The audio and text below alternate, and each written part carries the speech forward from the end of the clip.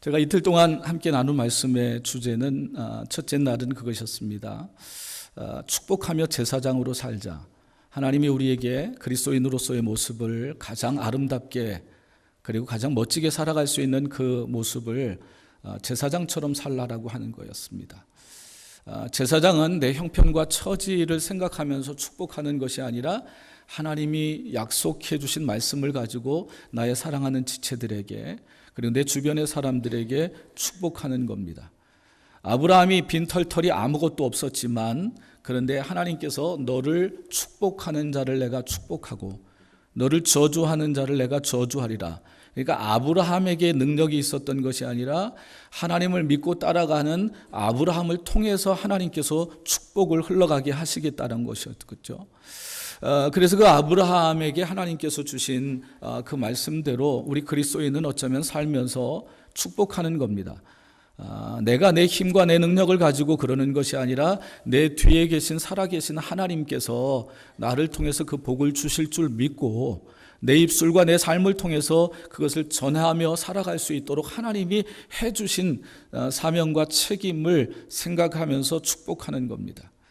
그러면 살아가면서 그리스도인이라고 하면 마땅히 그런 그 축복의 모습들이 있어야 합니다. 그리고 그렇게 하는 것이 그리스도인의 삶의 모습이라고 나누었습니다. 여러분 다시 한번 부탁하며 여러분들에게 귀한 은혜의 삶을 살기를 소망하고 기도하면서 여러분이 살고 계신 여러분의 주변의 사람들에게 하나님의 자녀로 축복하는 분들이 되시기를 간절히 바랍니다. 자녀들을, 교회를, 사회를, 이 세상을 축복해 나간다는 것, 이건 정말 아름답고 멋진 신앙인의 모습입니다. 두 번째, 어제는 그런 말씀을 드렸습니다. 우리 함께 왕으로 살자. 저마다의 삶의 영역에서 여러분들의 삶을 그렇게 많이 터치할 수 있는 사람들이 별로 없습니다. 그래도 내 삶의 영역에 내가 때로는 왕입니다. 나의 삶의 모습에 내 가치관이 있고 내 어쩌면 인격이 있고 내 주장이 있고 내 능력이 있고 내가 할 수 있는 일들이 있어서 가만히 보면 다 왕으로 살아요. 실제는 묶여있는 것, 매어있는 것들도 있기도 하지만 많은 분들이 그런데 정말 왕답게 살지 못하는 사람들이 많았습니다. 구약에 약 40여 명의 왕들이 나오는데 그 왕들 중에 왕은 왕이었지만 왕답지 못한 왕들이 거의 5분의 4였고 한 3, 4명의 왕들만이 오직 하나님께서 인정해 주시는 참다운 왕의 모습이었습니다. 그러니까 그들이 무슨 흠이 없거나 완벽하거나 그리고 정말 정결한 왕 이런 모습은 아니었습니다. 치명적인 약점이 그들에게 있었지만 그런데 그럼에도 불구하고 하나님께서 내가 사랑하는 왕이다. 너희는 참 왕처럼 살았다. 라고 하는 그들은 어떤 존재였냐 하면 내 힘으로 내 능력으로 내 경험으로 산 것이 아니라 그렇게 왕 노릇하는 것이 아니라 하나님 저에게는 은혜가 필요합니다. 하나님의 은혜가 한없이 저에게 흘러서 그래서 그 은혜로 제가 오늘도 제 삶을 살게 해 주시옵소서. 왕 같은 저의 모습을 지킬 수 있게 해 주옵소서. 그러면서 살았던 사람들이 진정한 왕으로 평가받았다라고 하는 말씀을 같이 나누었습니다. 우리 런던 제1장로교회 속해 있는 여러분들이 왕으로 살아가시면서 하나님의 은혜로 살아왔음을 잊지 않고 그것을 기억하는 성도들이 되시기를 축복합니다. 오늘은 세 번째 제가 말씀으로 함께 나누려고 하는 것은 뭐냐 하면 선지자로 살자입니다. 한번 따라해 보실까요? 선지자로 살자. 그런데 어떻게 선지자로 사느냐 하면 부흥의 비전을 현실에 선포하면서 그렇게 살자라고 하는 겁니다. 저마다 꿈이 있고 저마다 비전이 있고 생각이 있습니다. 그런데 그것은 어쩌면 내 가슴 속에만 있고 그리고 내 머릿속에만 담겨 있는 경우들이 너무 많아요. 그러나 진정한 그리스도인으로 삶을 살아가는 그 모습 속에서는 하나님을 믿기 때문에 하나님을 신뢰하기 때문에 이 세상의 현실이 어떻다 할지라도 그 현실 앞에 담대하게 그 비전을 선포할 수 있는 사람이 그리스도인입니다. 예수님은 태어나는 순간부터 이 세상에 있는 극히 소수의 사람들로만부터만 인정을 받으셨어요. 그리고 살아가시면서 실제는 이 시대의 권력과 시대의 가치관과 시대의 문화들이 예수님을 다 거부하고 배격하셔도 예수님의 삶은 제사장으로서 왕으로서 사셨고 그리고 선지자로 사시면서 그 모든 것들에 조금도 예수님은 굴하지 않으셨습니다. 오히려 그 현실 앞에 하나님의 나라의 복음을 선포하셨고 하나님의 나라의 비전을 선포하셨습니다. 그리스도인은 바로 예수 그리스도에게 속한 사람이죠. 그리고 예수 그리스도를 따르는 사람입니다. 저는 그래서 그리스도인으로서 온전한 그리스도로 살아가는 데 있어서의 우리의 삶의 모습은 세 번째, 오늘 결론적으로 말씀을 드린다면 선지자로 살자라고 하는 겁니다. 여러분, 사람은 누구나 눈에 보이는 현실에 의해 압도당하기 때문에 모두들 희망을 놓고 있을 때 희망을 말한다는 사람은 보통 사람은 아닐 겁니다. 살다 보면 도대체 희망이 없어 보일 때가 있습니다. 어느 때는 국가적으로, 어느 때는 사회적으로, 또 가정적으로, 나 개인적으로 그럴 때가 있습니다. 처한 상황이 너무 엄청나게 힘들면 무기력해지는 것, 침체되는 것이, 절망감에 빠지는 것이, 그것이 사람의 모습입니다. 미래에 대한 아무 소망도 없이 일찌감치 자포자기하는 사람들이 이 세상에는 참 많습니다. 그런데 선지자는 누구냐 하면 바로 그런 시대에 하나님이 직접 말씀하지 않으시고 하나님이 하나님의 말씀을 그들의 입에, 그들의 가슴에 담아서 그 억울하고 답답하고 힘들고 희망 없는 시대의 사람들에게 하나님의 뜻을 전하게 해주시고 그렇게 사용하셨던 존재들이, 사람들이 선지자입니다. 바로 어쩌면 이 시대의 그리스도인이라고 이야기할 수 있습니다.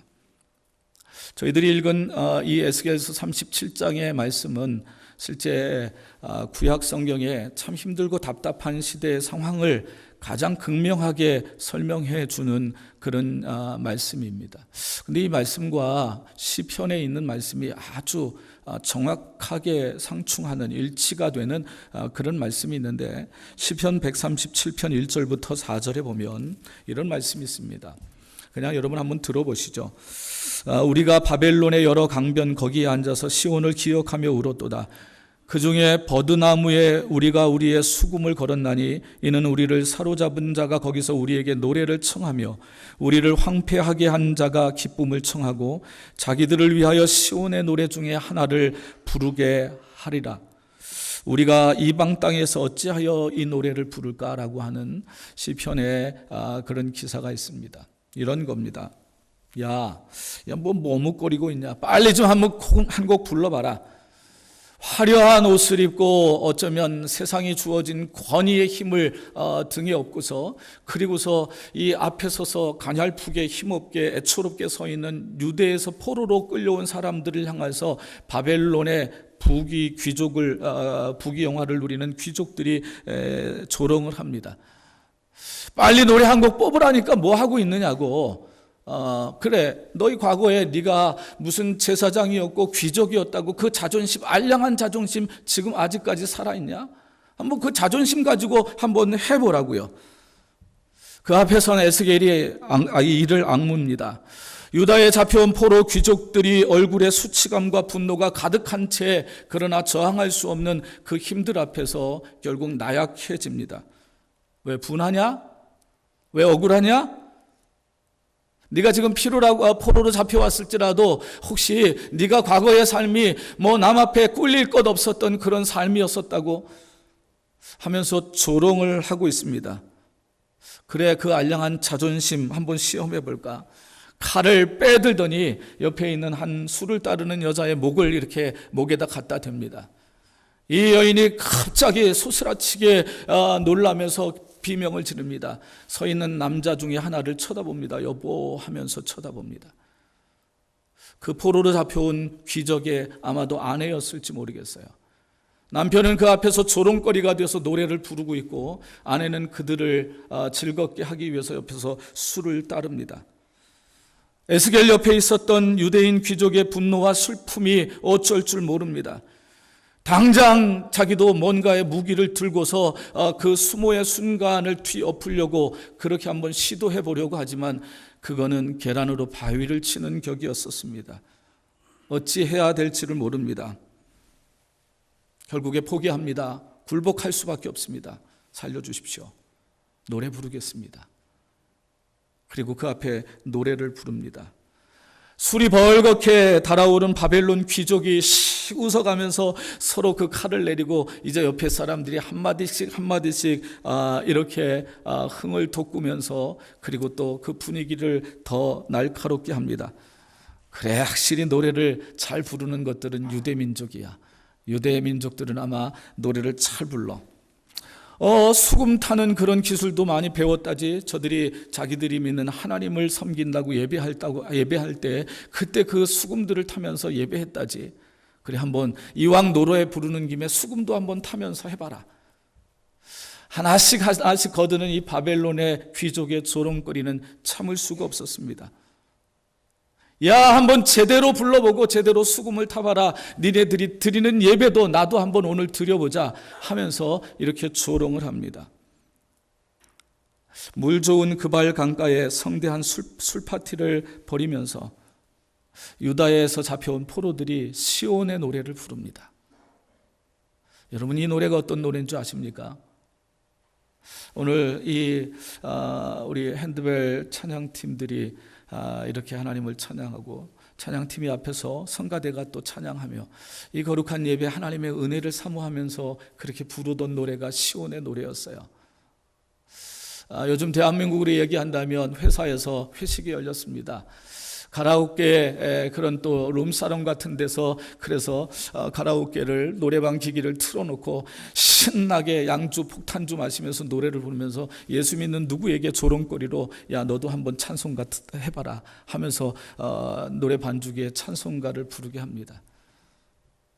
그러는 상황보다 어쩌면 더 참을 수 없는 수모스러운 상황이 지금 펼쳐지는 겁니다. 어떻게 시온의 노래를, 이 거룩한 성전의 노래를 이렇게 어쩌면 타락한 곳에서 이렇게 부를 수 있을까?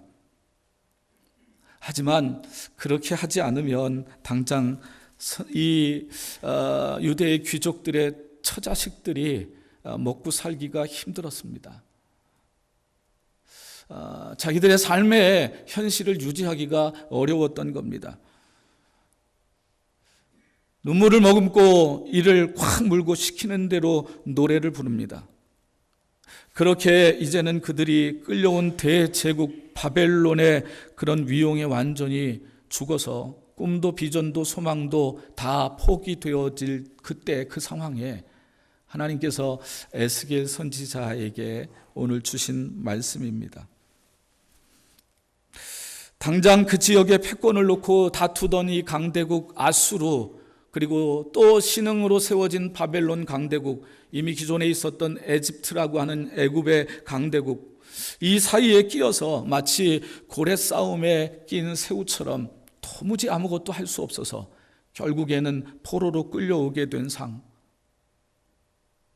그 자리에 처해 있는 이 유대의 신앙인들, 그리고 에스겔 선지자, 그의 삶 속에서도 꿈이 비전이 점점점 사라지고 있을 그 상황이었었어요. 아마도 그 서러움은 우리 대한민국의 일제 36년 그 식민지로 살아왔던 그런 시대와 거의 견줄만 할지 모르겠습니다. 혹시 모르겠지만 이민을 오시고 이 타국 땅에 오셔서 여러분들이 가지고 계신 꿈과 비전을 이루기 위해 이곳에서 살아왔던 그런 삶과도 어느 정도 유사하기도 할지 모르겠습니다. 그러나 시대의 경랑이 우리의 삶도 요동치게 만들 수밖에 없죠. 거대한 바다가 파도가 치고 있는데 아무리 큰 배라고 할지라도 흔들리지 않을 수 있는 배는 없습니다. 제사장의 가문에서 태어난 25세의 청년인 에스겔도 결국 포로로 잡혀왔습니다. 포로로 잡혀와서 25세 잡혀가고 40세가 되는 동안 결혼했던 아내는 그 포로 생활 중에 죽습니다.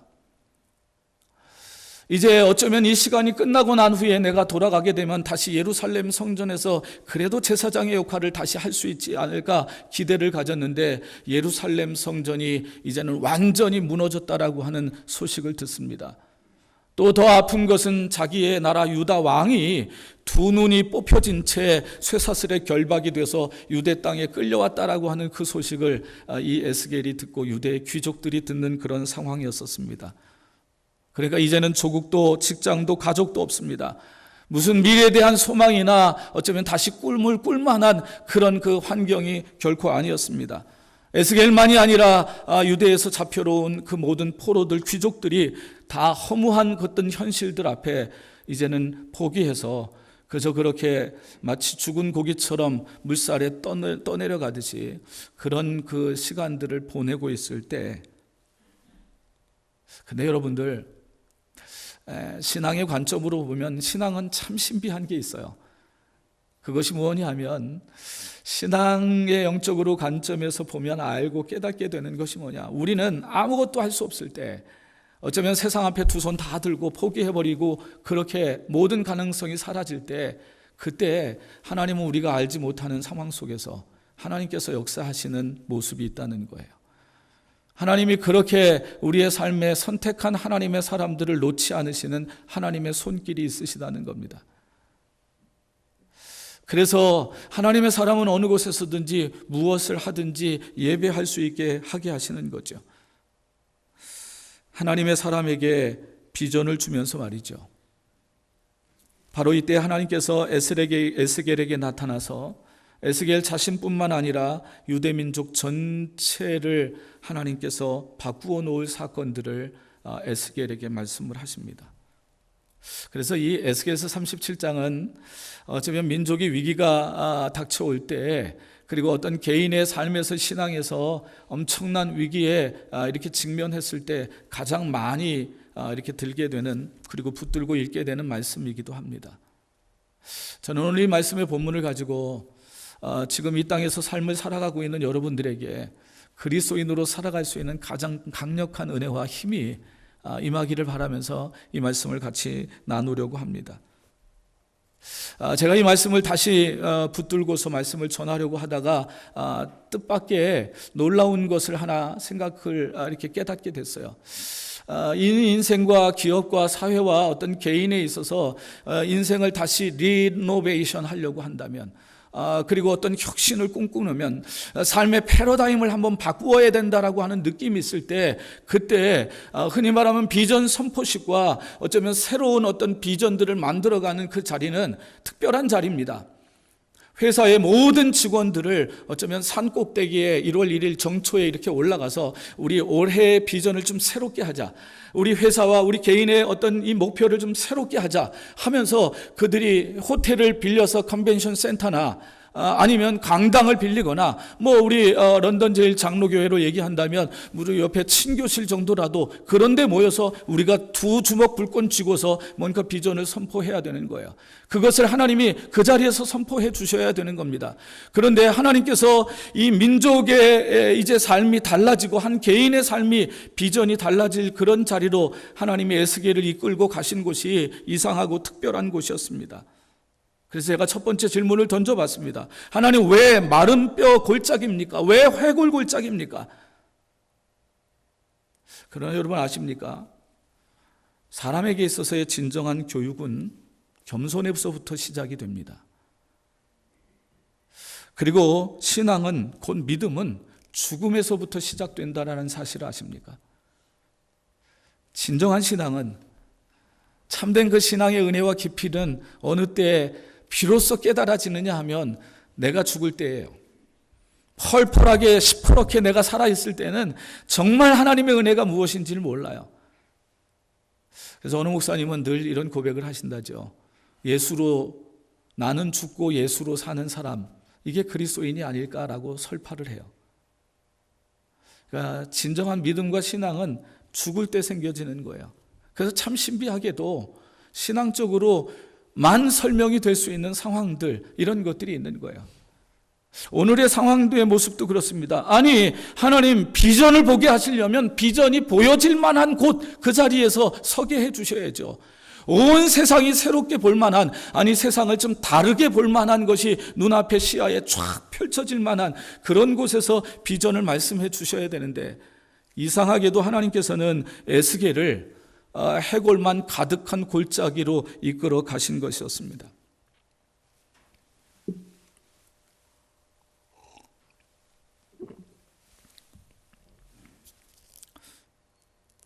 제가 수영은, 헤엄은 잘 못 칩니다. 그런데 그냥 한강, 서울에 있는 한강 정도는 이렇게 건너올 정도가 돼요. 예전에 갔다 와 봤으니까요. 그런데 저는 수영이 아니라 헤엄을 칩니다. 이게 다른 거가 뭔지 아시죠? 그래서 저는 그 실내 수영장을 창피해서 못 가요. 왜냐하면 고개 내들고서요. 그리고서 자유형을 하는데 저는 고개를 왔다 갔다 하면서 이렇게 하면서 그러면서 헤엄을 배워갖고서 그래서 강이나 물가에서 그런 데서는 제가 헤엄을 잘 치는데요. 그런데 이게 아주 유리할 때가 어느 때냐면 어렵고 힘든 사람, 아니 이렇게 위기에 처한 사람을 구할 때는 그런 헤엄을 해야 되죠. 이렇게 실내 수영장처럼 고개를 팍 들고 팍 하면서 이게 멋지게 해서는 남을 구할 수가 없어요. 제가 공수부대에 있으면서 그 라이프 가드라고 하는 그 수상 인명 구조 요원 훈련에 잠깐 받아봤었던 적이 있습니다.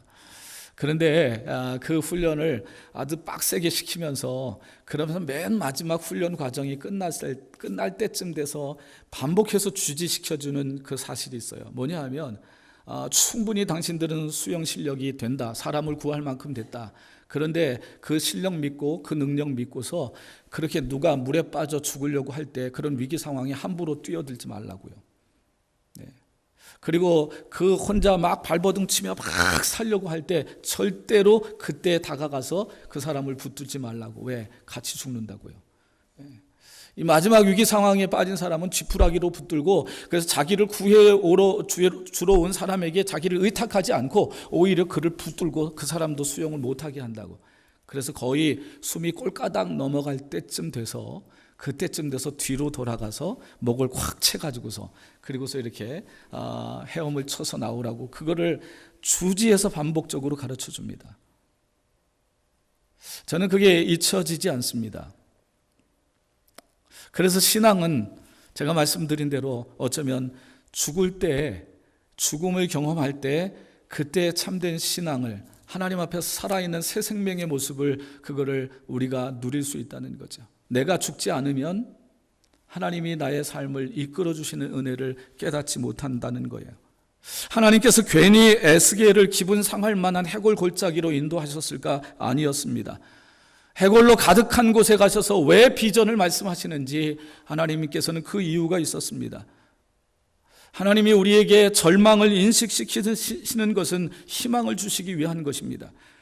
우리에게 죽음의 현장을 보여주시는 것은 생명이 무엇인지를 그걸 더 소중하게 느끼도록 주님께서는 보여주시는 것이었습니다. 그러면서 하나님께서 이 에스겔에게 질문을 던지십니다. 인자야, 이 뼈들이 능히 살아날 수 있겠느냐라고 질문을 던지십니다.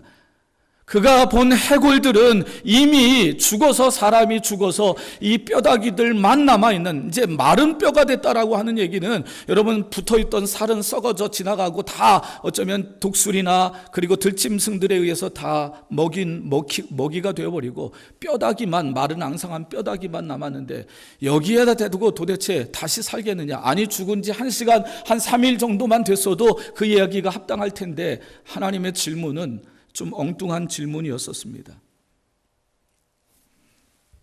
바벨론의 포로로 잡혀와 있던 에스겔은 아마도 조국의 운명을 두고 많은 염려와 안타까움이 있었을 겁니다. 그래도 명색이 선지자였으니까요. 애끓는 심정으로 어떻게 하면 이 조국이 변할 수 있을까 노력을 했을 겁니다. 이 시대에 그리스도인으로 사는 사람들에게 있는 그 모두에게 동일한 모습들처럼요. 그런데 현실이 너무 암담합니다. 현실이 너무 변하지 않습니다. 그럴 때 어쩌면 우리의 모습은 마른 뼈다귀 같을지 모르겠어요. 어디를 보아도 희망이 보이지 않습니다.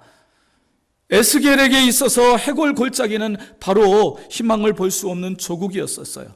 그러니까 에스겔에게 주셨던 하나님의 말씀은 이런 뜻인 것 같습니다. 에스겔아, 너의 조국 유다가 그리고 이스라엘이 다시 회복될 수 있겠느냐라고 하는 그런 질문이었습니다. 사랑하는 여러분들, 여기에서 저는 여러분들이 한번 묵상해 보셨으면 좋겠어요. 에스겔이 본 해골의 골짜기는 혹시 여러분들에게는 있지는 않으신지요?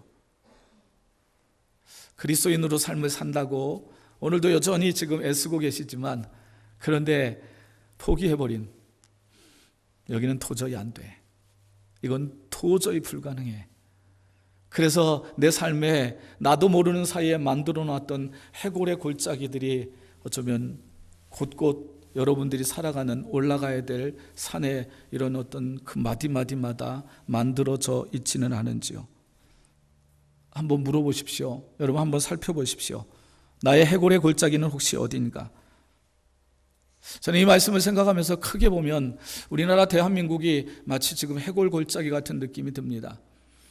세계가 깜짝 놀랄 만한 그런 기적을 이루면서 부흥하고 발전했었던 대한민국이 지금 우리 내부에서는 얼마나 고민이 많은지 모릅니다. 과연 더 이상 발전할 수 있을까? 더 이상 한강의 기적이 우리의 삶의 어떤 그 과거의 역사일 뿐 우리의 현실로서 지금 또 살아갈 수 있을까? 중소기업을 운영하는 저희 교회 우리 성도님들이 정말 목사님 최악이라고 해요. 최악이라고 합니다. 너무너무 힘들다고. 그래서 우리 이 시대를 대한민국에서 사는 청소년, 청년들이요, 헬 조선이라는 얘기를 공공연하게 합니다. 지옥 같은 조선이라는 얘기들을 해요. 그걸 보면서 그런 느낌이 듭니다. 목사로서 한국 교회가 해골 골짜기처럼 느껴지기도 합니다. 과거에 전 세계에 유례없는 부흥을 이루었던 이 교회였는데 이제는 부흥을 말하기보다는 이 교회가 앞으로 침체될 것이 마땅하다라고 침체를 예언하는 그런 분들이 다합니다. 교회가 정말 예수 그리스도의 복음으로 뭉쳐진 복음이 생명인 것을 말하는 교회보다는 이 세상의 성공 스토리가 마치 신앙이고 복인 것처럼 그렇게 말하는 교회들이 점점점 많아집니다. 자기 십자가를 지는 것보다는 어떻게 하면 자기 십자가를 남에게 좀 지울 수 있을까? 그 요령과 방법을 배우는 것이 이 신앙과 교회의 모습이기도 한 것 같습니다. 그런가 하면 개인적으로 지금 해골 골짜기를 대면하고 있는 이 말씀을 준비하다가 저는 우리 교회 성도들이 몇몇 분들이 이렇게 떠올랐습니다. 마치 저분들의 삶이 해골 골짜기 같습니다.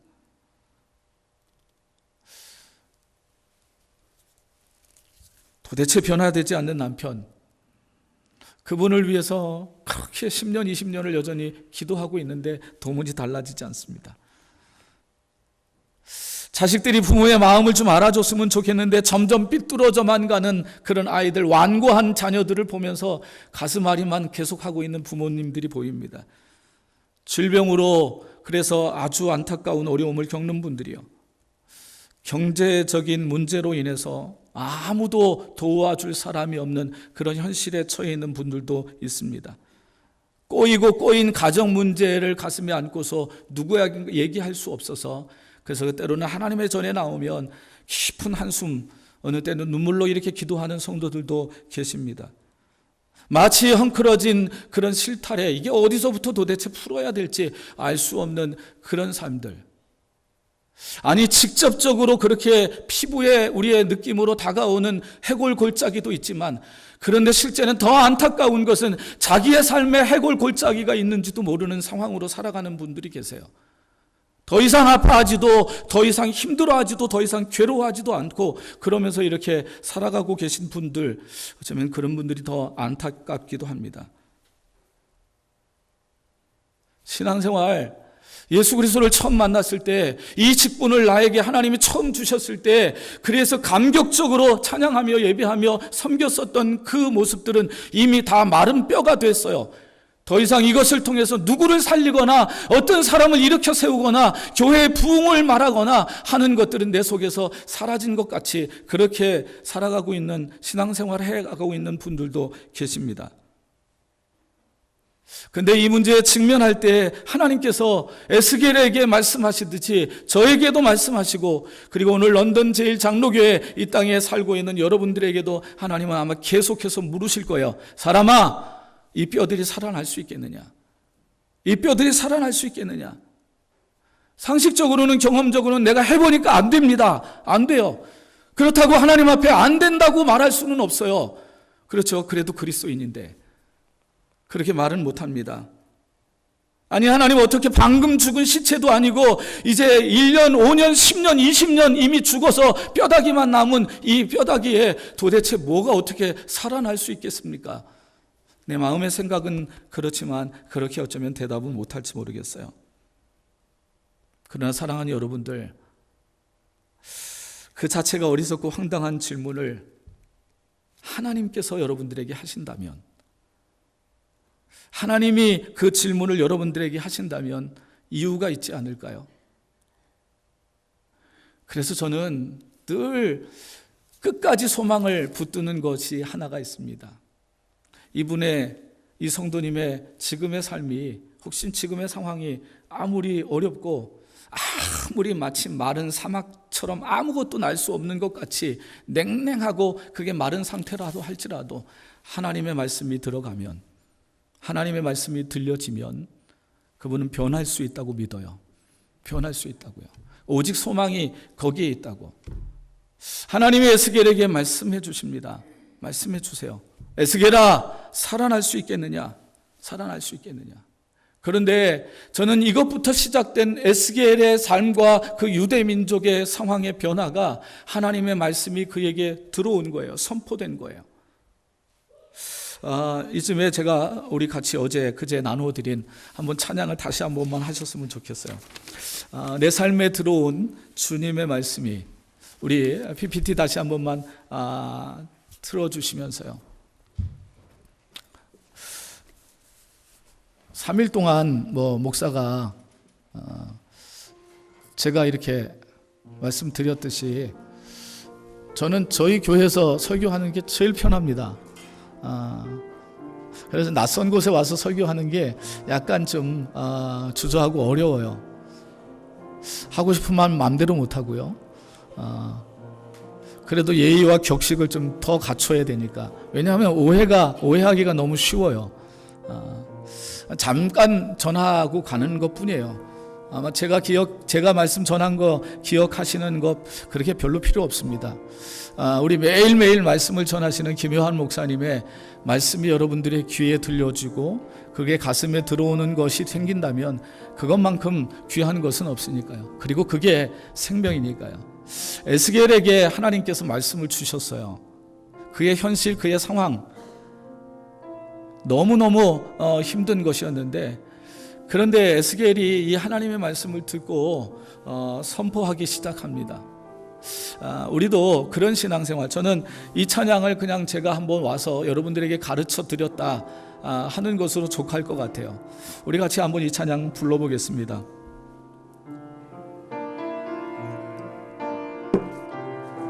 내 삶에 들어온 주님의 말씀이, 삶에 들어온 주님의 말씀이 내게 빛이 되시니 내 삶의 막는 절망 가운데 소망 보게 하셨네. 소망 보게 하셨네. 내 삶에 들어온 주님의 말씀이, 여러분 그 사람이 그리스도인입니다. 왜냐하면 말씀이 나를 인도하시기 때문에요. 나를 인도하시니 내 삶의 막막한 문제 가운데 주 뜻 보게 하시네. 주 뜻 보게 하시네. 말씀이 내게 역사하기를, 말씀이 내게 살아가기를, 하나님 말씀을 듣겠나이다.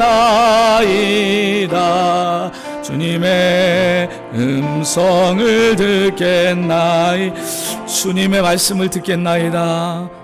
주님의 말씀을 듣겠나이, 주님의 뜻대로 살겠나이다. 주님의 뜻대로 살겠나이다.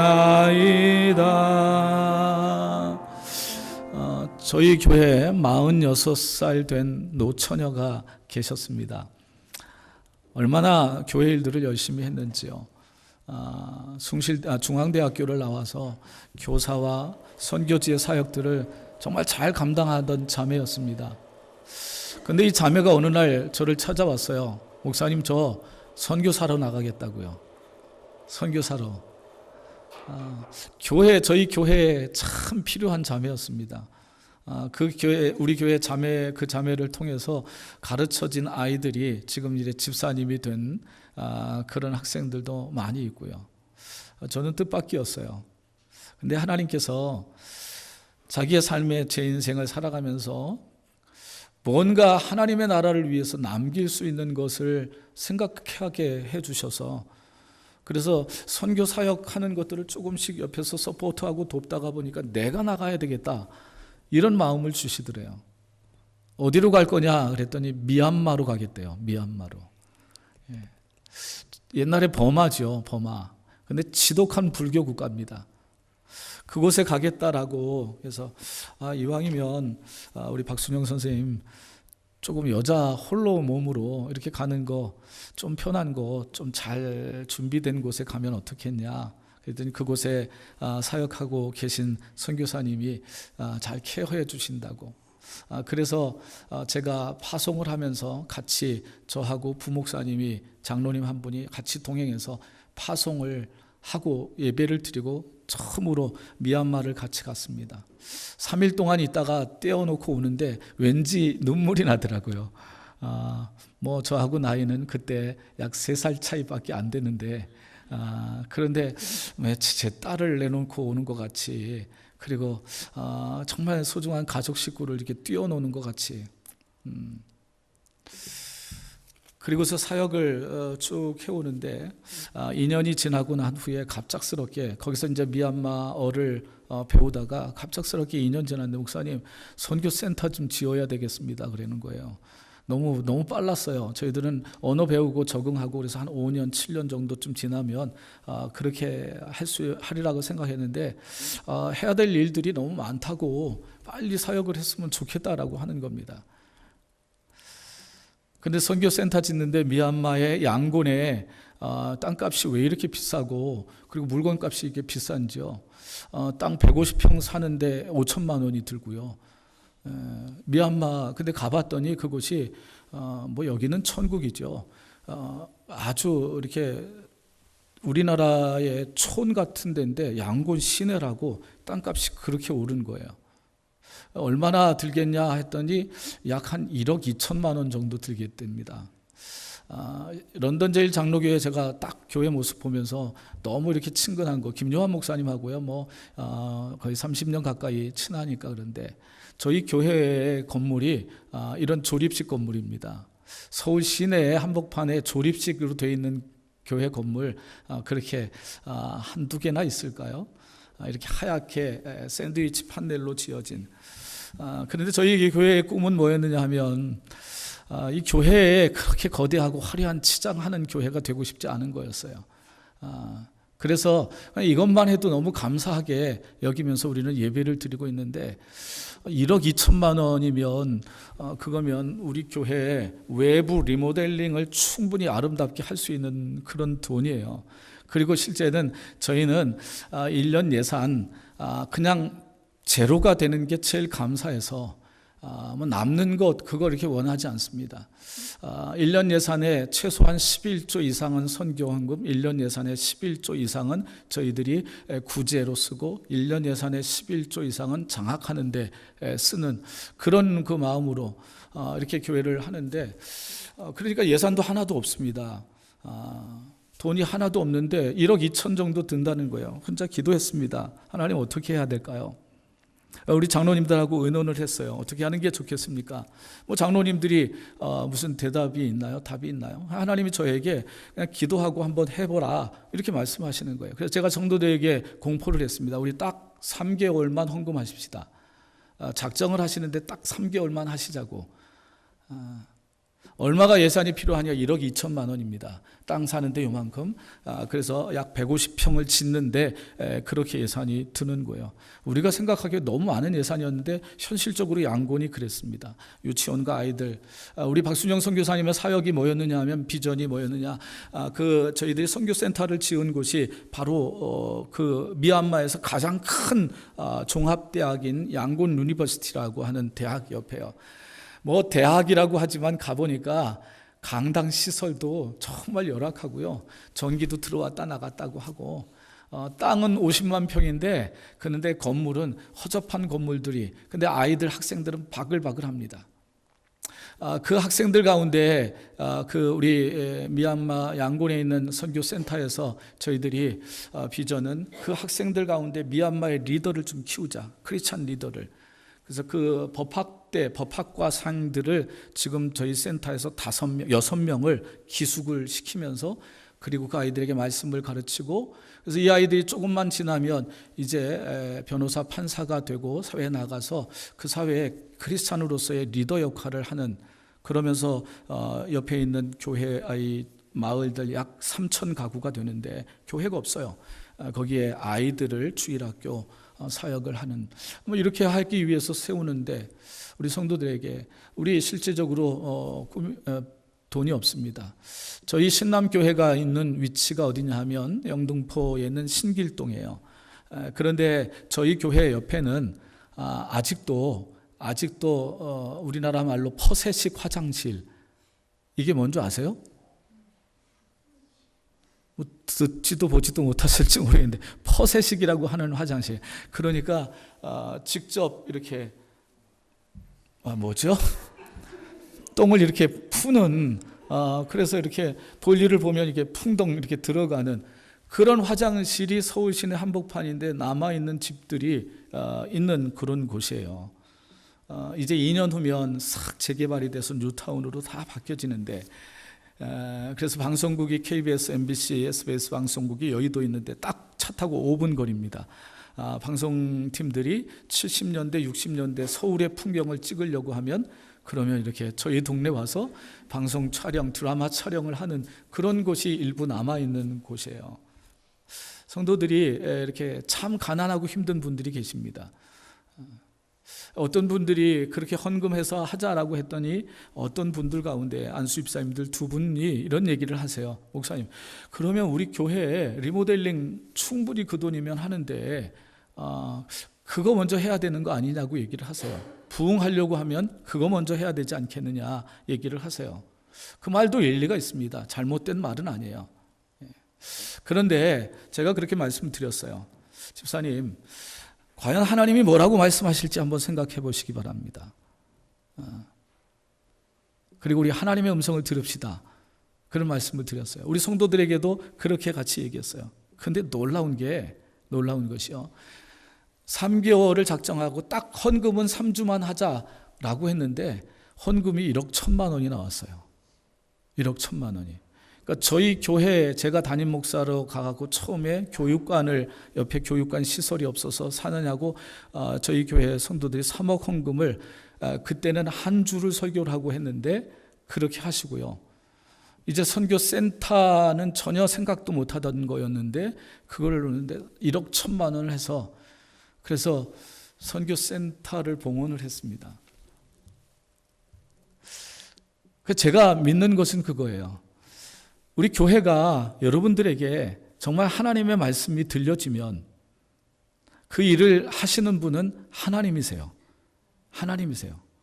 그리고 하나님이 그걸 하게 하실 능력을 허락해 주세요. 허락해 주시고 그것을 하게 하시는 거죠. 아니, 무슨 상식으로, 무슨 개념으로 도대체 뼈다귀들에게 뭘 하라고 하시는 겁니까? 이게 우리의 상식일지 모르겠습니다. 이게 우리의 현실일지 모르겠어요. 근데 이 박순영 선교사님이 그렇게 선교사 가겠다라고 했던 것도 이건 정말 비상식적인 거였고요. 거기 가서 선교센터를 짓겠다라고 하는 것도 비현실적이었습니다. 그렇게 안 하는 게 지혜로운 것이고, 그렇게 안 하는 것이 여러분 현실을 잘 파악하는 삶이었어요. 그런데 하나님의 말씀이 들려지니까, 하나님의 말씀이 그 속에 오니까 그 불가능하고 안 되는 모든 현실이 되어지는 현실로 바뀌어지더라고요. 이게 신앙이 이 세상의 상식으로 이해하고 설명이 안 되는 부분이 바로 이런 부분이에요. 하나님께서 에스겔에게도 그렇게 말씀하십니다. 그랬더니 이 에스겔이 대답이 참 걸작이에요. 뭐라고 대답하냐면, 하나님 분명히 그렇게 될 줄 믿습니다. 아니면 안 됩니다. 이렇게 한 것도 아니고, 성경에 보니까 약간 애매모호해요. 뭐라고 하냐면, 주 여호와여 주께서 아시나이다. 이렇게 대답을 합니다. 주 여호와여 주께서 아십니다. 이 뼈들이 살아날 수 있겠느냐? 주 여호와여 주께서 아십니다. 이게 애매모호한 대답 같은데 실제는 이후의 에스겔의 태도를 보면 이 대답 속에는 두 가지 이 에스겔의 신앙이 담겨져 있습니다. 하나는 주 여호와여 주께서 아십니다라고 하는 것은 하나님의 능력에 대한 믿음입니다. 지금 인간적으로는 절대로 불가능한 상황일지 모르지만 주 여호와여 주께서 아십니다. 하나님이시면 가능합니다. 그러나 두 번째 이 대답 속에는 또 하나의 그의 깊은 믿음이 담겨져 있는데 그것은 뭐냐 하면 하나님의 주권에 대한 존경과 신뢰입니다. 하나님, 저도 이 민족도 모두도 마른 뼈 같은 것이 살아나기를 원합니다. 바람입니다. 저도 그렇게 지금 견디고 살았습니다. 그러나 안 되는 것이 현실이에요. 그런데 하나님께서 하시면 되고 하나님이 하시지 않아도 하나님, 그것도 하나님의 뜻입니다. 이런 의미입니다.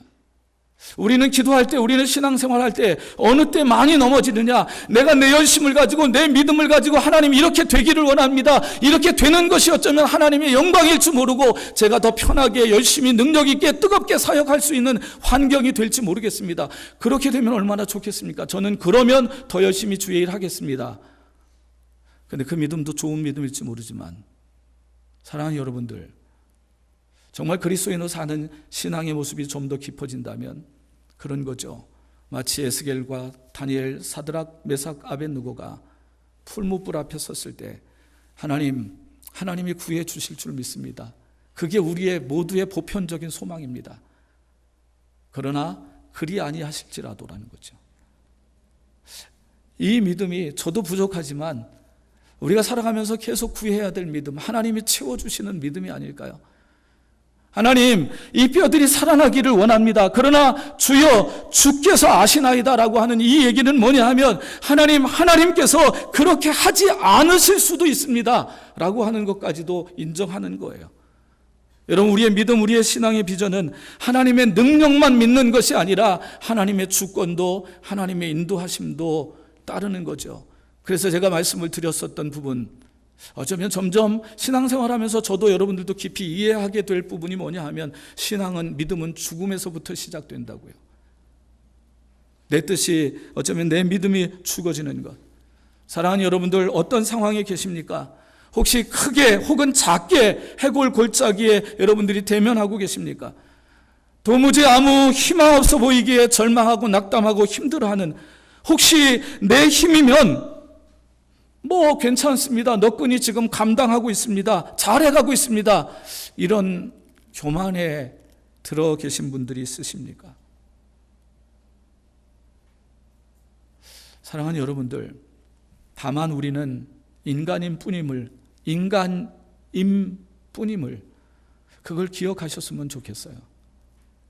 하나님의 주권과 하나님의 능력이 우리의 삶에 함께 하세요. 하나님 안 도와주셔도 지금 저 여기까지 살아왔고요. 그리고 앞으로도 살아갈 수 있을 것 같습니다. 여러분, 피조물로서의 덧없는 인생임을 기억하시기를 바랍니다. 여러분에게 보이는 모습에 속지 마십시오. 자신이 있어 보이든 혹시 희망이 없어 보이든 그것이 다가 아닙니다. 하나님께서는 하나님의 계획하심이 있습니다. 하나님께서는 하나님의 인도하심이 있습니다. 어느 때는 이미 답을 알고 계시면서 묻고 계시기도 하시고요. 우리의 마음이 얼마나 겸손하며 하나님을 의지하고 있는지를 하나님이 테스트하기 위해서 우리에게 묻고 계실 때도 있습니다.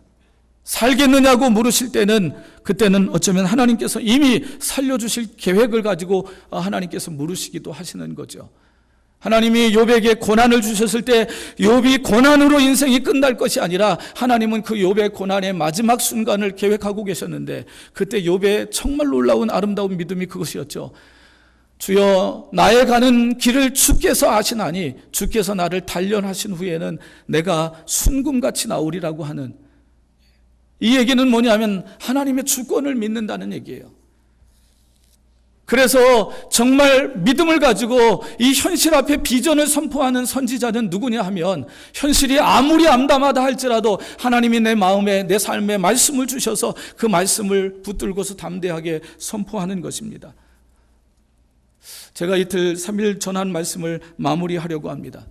어떻게 우리는 이 암담하고 어두운 경험적으로 현실적으로 어쩌면 인간의 모습으로 안 되는 이 상황을 맞이할 때 그때 어떻게 우리는 비전을 현실로 선포할 수 있을까?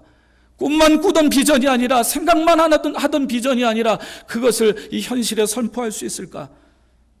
우리 교회 우리의 신앙생활에서 자주 쓰는 단어가 여러분 리바이벌 부흥이라고 하는 겁니다. 그것은 뭐냐 하면 생명을 다시 살리는 거예요. 여러분 런던 제1장로교회가 생명을 살리는 교회가 되기를 축복합니다. 이것이 우리 교회의 사명이 되었으면 좋겠습니다. 그리고 이것이 우리 그리스도인의 사명입니다. 선지자로 살아가게 하셨던 하나님께서 우리에게 그 삶을 살게 하시는 거예요. 그런데 맞닥뜨리는 현실, 객관적인 현실 중에 하나가 지혜로운 사람들은 이런 판단을 합니다.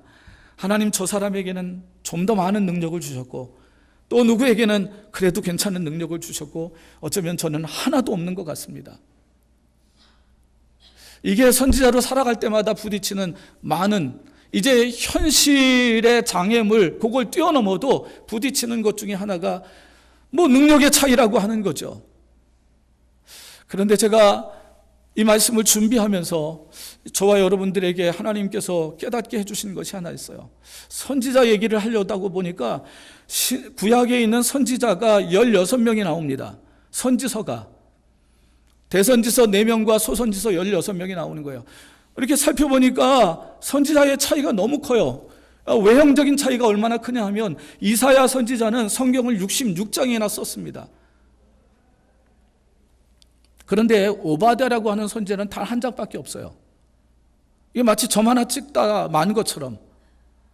미가 선지자는 12장이고요. 그리고 에스겔 선지자는 39장이고 부록의 나이를 넘기는 것 같은 다니엘 선지자는 48장이고 이게 너무 차이가 나는 겁니다. 하나님이 선지자를 사용하시는데 이렇게 사용하시는구나 하는 것을 깨닫습니다. 천지는 없어지겠으나 오직 하나님의 말씀은 1.1획도 없어지지 않게 하시는 이 성경의 말씀에 선지자의 삶의 모습에 선지자에게 주신 하나님의 말씀이 한 장이라 할지라도 이 성경에 기록이 되더라고요. 66장을 기록한 선지자도 동일하게 이 성경의 한 권이 되었더라고요. 저는 그게 이 말씀을 읽으면서 새롭게 깨달아졌던 거예요. 우리 많은 분들이 교회를 섬기고 그리고 자기에게 맡겨진 신앙의 믿음의 사명의 삶을 살아가면서 부딪혀서 낙심하는 것 중에 하나, 포기하는 것 중에 하나가 뭐냐 하면 그냥 나는 하나밖에 없는데 어쩌면 2개, 5개, 10개, 26개, 66개를 가진 사람들이 하는 모습을 보면서 끼어들기 부끄럽고 그리고 하연히 낙심이 되고 이래서 못하는 경우들이 많이 있다는 거죠. 그런데 오바댜 선지자에 보니까 너무 귀한 말씀이 있어요. 하박국 선지서는 우리가 잘 알듯이 단 3장이에요. 그런데 현실에 대해서 얼마나 담대한 용기를 그가 선포했습니까? 무화과 나무에 잎이 마르고 정말 논밭에 소출이 없고 외양간에 소가 없고 들에 곡식이 없을지라도 난 여호와로 인하여 즐거워하리니 난 구원의 하나님을 인하여 찬송하리로다. 하나님께서 나의 발을 높은 곳에 다니게 하시리로다. 정말 현실을 뛰어넘는 놀라운 그 믿음을 선포한 선지자는 단 3장의 성경만을 기록하고 있더라고요. 그들을 통해서 얼마나 놀라운 하나님의 말씀을 듣고 있는 이 땅의 신앙인들이 많은지 모릅니다. 선지자로 살아가는 것, 사랑하는 여러분, 특별한 누구에게만 있는 것이 결코 아닙니다. 그리스도인은 선지자로 사는 존재예요. 목사인 저도 교회 직분을 받고 계신 여러분들도 이 세상에서 나가서 살아가고 있는 모든 신앙인들이 선지자의 삶입니다. 솔까말, 솔직히 까놓고 말해서 누군가에게 여러분 나는 그리스도인입니다. 이렇게 말할 수 있기를 주의 이름으로 축복합니다. 솔직히 까놓고 말해서 나는 선지자입니다. 이렇게도 말할 수 있었으면 좋겠어요. 왜냐하면 하나님이 우리를 그렇게 세우셨으니까. 그 가장 암울한 시대에, 가장 힘든 시대에 북쪽에 이스라엘이 망하고 남쪽에 유다도 바벨론에 망합니다. 근데 그 성경의 역사를 보니까 남쪽에 이 유다 나라가 기울어져 가고 있을 때 힘들어할 때 그때 선지자들이 도표를 그려보니까 얼마나 많은 선지자들이 다 그때 활동을 해요. 여러분, 시대가 어두울수록 하나님의 말씀이 필요합니다. 여러분들이 힘들어할수록 가장 필요한 것은 하나님의 말씀입니다. 신앙인들에게 있어서 삶을 살아가는데 가장 필요한 것은 하나님의 말씀이에요. 그 어두운 역사에 하나님께서 선지자를 보내시는데 에스겔, 다니엘, 기드온, 그 선지서들, 그들을 통해서 하나님이 막 보내서요. 하박국, 오바댜, 학개, 스가랴, 말라기, 이 선지자들을 계속 보내십니다. 저는 간절히 소원합니다. 사랑하는 여러분, 이 시대에 어쩌면 이 교회에 여러분들이 서 있는 곳에서 선지자가 되기를 주의 이름으로 축복합니다. 그런 삶으로 살아가시기를 간절히 소망하면서 제가 마지막으로 여러분들을 위해, 사랑하는 교회를 위해서 기도하겠습니다. 같이 기도하겠습니다.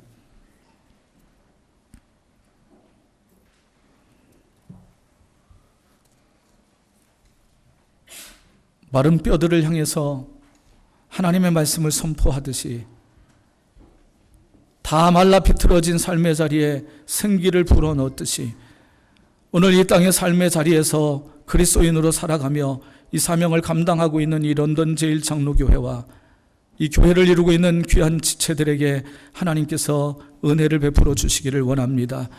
우리를 제사장으로 세웠기에 우리가 서 있는 곳마다 그 땅을, 그 영혼들을 축복하게 하여 주시옵고, 우리를 왕으로 세워주셨기에 하나님 세상의 힘이 아니라 하나님이 공급해 주시는 능력으로 왕 같은 삶을 살아가게 하여 주시옵고, 우리를 선지자로 세워주셨기에 하나님 현실이 아무리 어둡고 암담하다 할지라도 이곳을 향해 하나님의 말씀을 선포할 수 있는 선지자의 삶을 살게 하여 주시옵소서. 이 사명을 감당하기 위해 하나님의 말씀이 필요합니다. 생기를 불어넣으시는 성령의 역사하심이 하나님 우리에게 필요합니다. 아버지, 이 교회 위에 날마다 성령의 기름 부으심을 더하여 주시옵시고, 우리 사랑하는 성도들에게 성령의 뜨거운 역사들이 함께하여 주시어서 하나님의 말씀을 듣게 하여 주시며 하나님의 말씀을 붙들고 세상에서 선포케 하여 주옵소서. 마른 뼈다귀들을 향하여서 에스겔이 하나님의 약속대로 선포하듯이 그렇게 담대하게 사랑하는 성도들이 세상을 향해 잃어버렸던, 식어졌던, 죽어가던 나의 꿈을 하나님 붙들고 다시 선포할 수 있는 선지자의 삶을 살게 하여 주시옵소서. 우리에게는 오바댜처럼 한 장밖에, 어쩌면 이 세상에 단 하나의 점을 하나 찍는 것밖에 할 수 있는 역량이 없다 할지라도 하나님이 선지자로 세우셨고 깊고 오묘한 말씀을 수없이 풀어내도록 기록한 선지자 이사야가 66장의 말씀을 기록하면서도 그를 선지자로 사용해 주셨는데, 하나님 어떻게 쓰임받든지 우리의 있는 삶의 자리에 선지자로 쓰임받게 하여 주시어서 하나님의 뜻을 전하는 자로 세워 주시옵소서. 주께서 그렇게 이 교회를 세우시고 특별히 사랑하는 우리 김요한 목사님을 붙드셔서 진정한 선지자요, 그리고 왕이요, 제사장의 역할을 예수님처럼 잘 감당하여 그 사역이 능력 있게 하여 주시며 하나님의 역사가 나타나도록 주께서 주장하여 주시옵소서. 감사드립니다. 주님의 나라에서 만나고 또 주의 사명을 주께서 주시는 그곳의 자리에서 다시 만날 때까지 하나님께서 지켜주시고 인도하시며 동행하여 주실 줄을 믿고 우리를 구원해 주신 예수 그리스도의 이름으로 기도하옵나이다. 아멘.